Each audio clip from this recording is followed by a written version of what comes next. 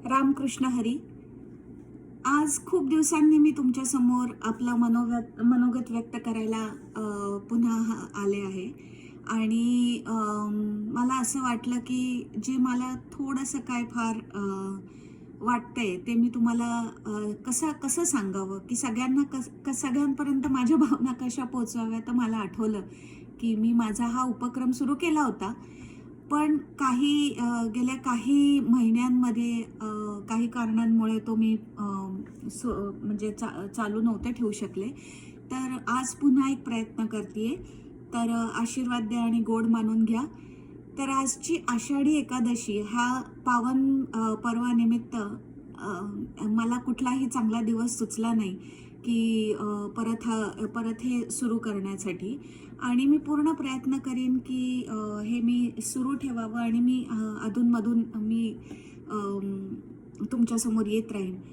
पण हा माझा खूप महिन्यांनी पहिला उपक्रम आहे आणि पहिला प्रयत्न आहे. तर गोड मानून घ्या. आजचाच दिवस का, म्हणजे आपल्या प्रत्येकाचं एक श्रद्धास्थान असतं. ते विठ्ठल माऊली म्हणा, गुरुदेव दत्त म्हणा, महादेव म्हणा, की इतर काही जे आपल्या ज्या श्रद्धास्थान आहेत.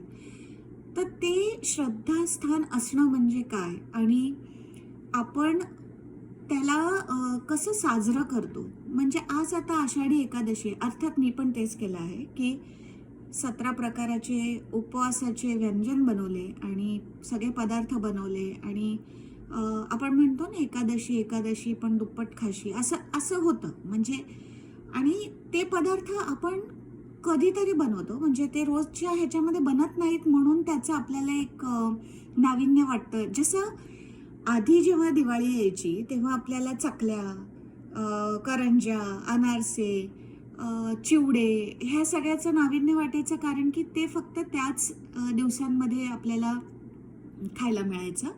कारण की त्यावेळेस अशी परिस्थिती नव्हती की तुम्ही रोज रोज त्या गोष्टी तुम्ही म्हणजे आपल्या फॅमिलीज एका अशा पॅटर्नमध्ये राहत होत्या की ह्या गोष्टी तुम्हाला रोज नाही मिळायच्या. आणि इवन तसंच नवीन कपड्यांचं पण होतं की दिवाळी आली की नवीन कपडे.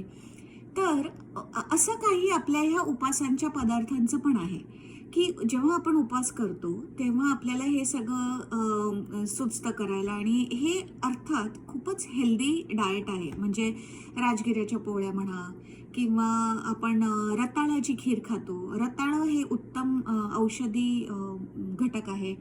आणि जरी ते स्वीट पोटॅटो म्हटलं तरी त्याला बऱ्याचशा बाकीच्या हेल्थ बेनिफिट्स आहेत. पण हे सगळं आपण केवळ उपासाच्या दिवशी खातो म्हणून आपल्याला त्याचं नाविन्य वाटतं आणि आपण ते साजरं करतो की हो, आपण सगळे मिळून तेच खातो. आणि त्याला आपल्याला त्या गोष्टीला आपण धन्य मानतो की आपण हे सगळं खातोय म्हणून. आणि दुसरं असंही आहे की तो एकच दिवस आपण का साजरा करतो, की त्या शक्तीशी एकरूप होणं हे आपल्याला हल्लीच्या आपल्याला ज्या धकाधकीच्या काळामध्ये आता शक्य राहिलं नाहीये की रोज आपण नामजप करावं. म्हणजे हे करणं फार गरजेचं आहे. पण हे आपल्याला वेळ होत नाही, शक्य होत नाही. मग आपण एक दिवस काढतो आणि आपण म्हणतो की हो, आज तर मी हे करणारच, आणि आपण ते करण्याचा प्रयत्नही करतो. आता मी जेव्हा भारतात होते तेव्हा हे सगळं सहज उपलब्ध होतं आणि माझी हौस असल्यामुळे मी सगळं करायचेही.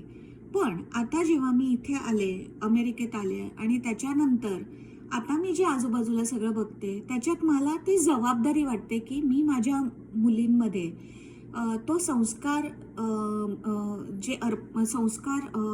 टाकण्यासाठी का ते संस्कार देण्यासाठी हे करणं माझ्यासाठी अत्यंत गरजेचं आहे. कारण की मी नाही केलं तर त्यांना ते कळणारच नाही की ह्या दिवशीचा काय महत्त्व आहे, का हे सगळं का करायचं.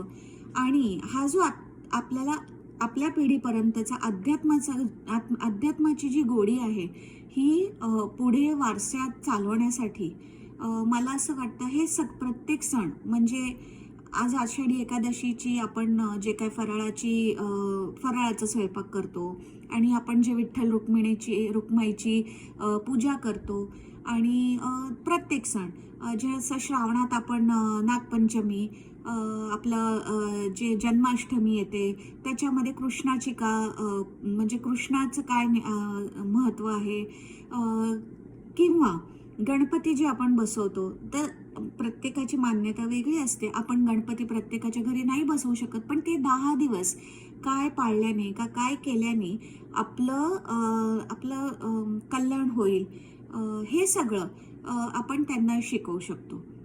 पण हे का?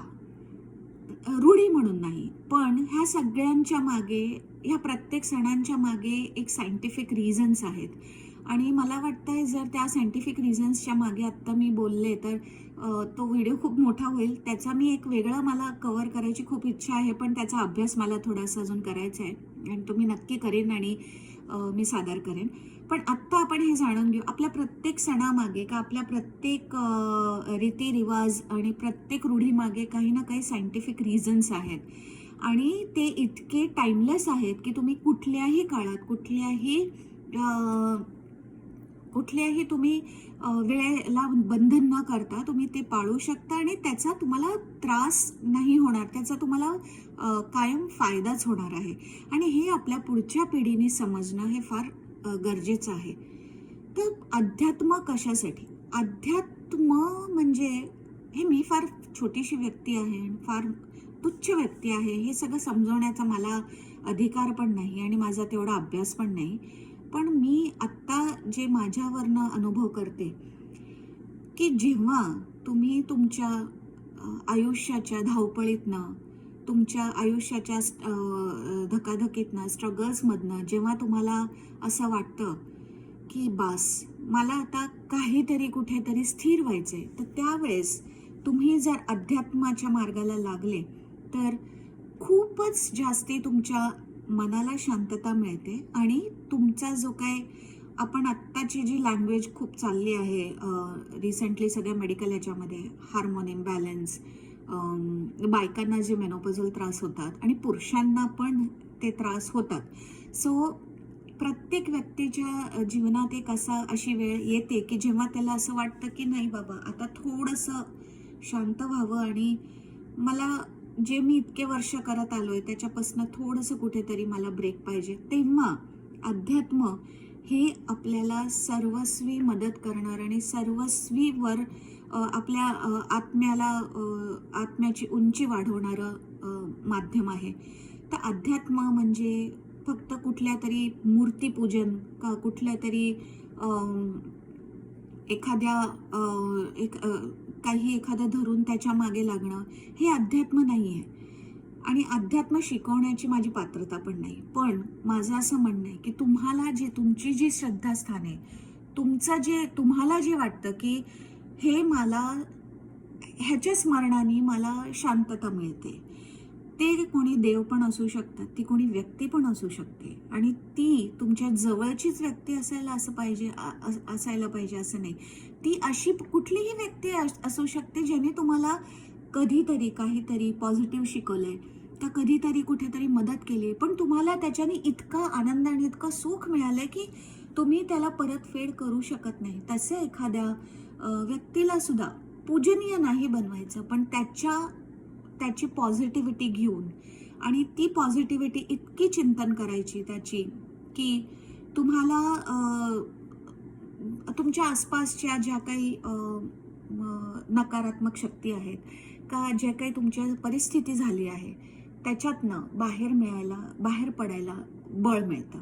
आणि मला वाटतं आपण जे म्हणतो की विठ्ठलाशी एकरूप होणं, का आपण जे म्हणतो गुरु महाराजांच्या गुरुतत्वाशी एक पण येणं, का एकरूप होणं, की आपण म्हणतो जे महाशक्ती महादेव आपल्या पाठीशी आहे आणि त्यांच्या शक्तीमध्ये त्यांची प्रार्थना करणं, जे पण देव आपल्याला वाटतात की जे आपल्याला पूजनीय आहेत आणि आपल्याला त्यांच्या सान्निध्यात त्यांच्या स्मरणाने आपल्याला शांतता मिळते, असं कुठलंही एक श्रद्धास्थान घ्यायचं आणि त्याचं चिंतन करायचं म्हणजे त्याची पूजाच करत बसायची का, त्याचं म्हणजे आपण जे म्हणतो की बाह्य आराधना, की फुलंच वाहा का माळच करत बसा किंवा त्याच्या समोरच मांडी घालून बसून त्यांचीच नमस्कार हे सगळं माझ्या मते फक्त एक रस्ता आहे त्याच्यापर्यंत पोचण्याचा. पण जेव्हा का तुम्ही एकदा तिथे पोचला की फक्त मनन मनन हेच एक तुमचं साधन असलं पाहिजे त्याच्याशी एकरूप होणं. म्हणजे आज डोळे बंद करून जर का तुम्हाला तुमच्या आराध्याची का तुमच्या श्रद्धेस्थानाचं चित्र तुमच्या डोळ्यासमोर येत असेल तर मला वाटतं त्याच्याहून मोठी सिद्धी काही नाही. आणि तेच तुम्हाला तुमच्या जे काही नकारात्मक विचार आहेत की स्ट्रेस आहेत की तुमचे हार्मोनल इम्बॅलन्स आहेत, आणि हे मी माझ्या पर्सनल म्हणजे एक्सपिरियन्सवरनं माझ्या स्वतःच्या अनुभवावरनं बोलते की जेव्हा का तुम्ही त्या श्रद्धास्थानाशी एक रूप होता, प्रयत्न करता. एकरूप होणं हे प्रत्येकाच्या ताकदीच्या बाहेर आहे आणि प्रत्येकालाच ते जमतं असं नाही. ती सिद्धी आपल्याला मिळवायला लागते आणि ते आपण सांसारिक माणसं आहोत, कदाचित ते आपल्याला खूप शक्य होणार नाही. पण त्यातल्या त्यात जेव्हा आपण लोकांचं चांगलं होतंय तर त्याच्याशी आपल्याला फरक नाही पडलं पाहिजे. आपण त्यांच्याशी त्यांच्यासाठी खुश व्हायला पाहिजे. जर कोणाचं वाईट झालंय तर त्यांच्यासाठी आपल्याला वाईट वाटलं पाहिजे.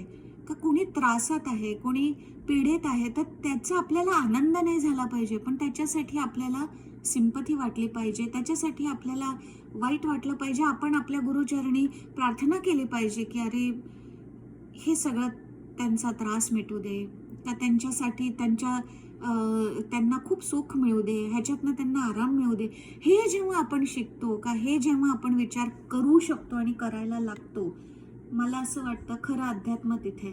आणि दुसरं म्हणजे आपण जे म्हणतो, आपण जे आत्तापर्यंत विठुरायाच्या ज्या कथा ऐकल्या आहेत की त्याने नाम्याची खीर खाल्ली त्यांनी आणि चोखोबांची गुरं राखली, हे काय आहे? म्हणजे त्या व्यक्ती इतक्या त्या विठुरायाला एकरूप झाले होते की त्यांच्यामध्ये आणि विठ्ठलामध्ये काही फरकच उरला नाही. आणि विठ्ठल आणि ते असे एकरूप होऊन ते परस्परांची जागा घेऊन आणि त्यांनी इतके ते एकमेकांमध्ये मिश्रित झाले की त्यांना वेगळं करणं का त्याच्यातनं विठू माऊली वेगळी होणं हे शक्यच नव्हतं.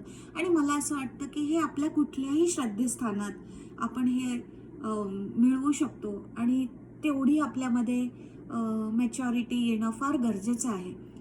आणि मला वाटतं ज्या वेळेस आपण आपल्या आत्म्यातून दुसऱ्या आत्म्याला कनेक्ट करू शकतो, त्याच्याहून मोठी मला नाही वाटत की आपण काही साधना काही आपण करू शकतो. की दुसऱ्याला वाईट वाटतंय तर आपल्याला वाईट वाटतंय, दुसरा आनंदी आहे तर आपण आनंदी आहे. तो आपला जवळचाच व्यक्ती असायला पाहिजे असं नाही. पण आज जेव्हा आपण इथे ऐकतोय की इतके लोक म्हणजे ह्याच्या पावसामध्ये वाहून चाललेत, प्लेन क्रॅश होतो आणि इतकी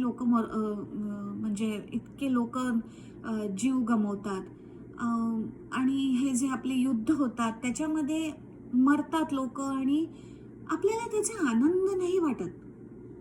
आपल्याला असं वाटतं की हे देवा हे सगळं थांबव का, म्हणजे कशासाठी?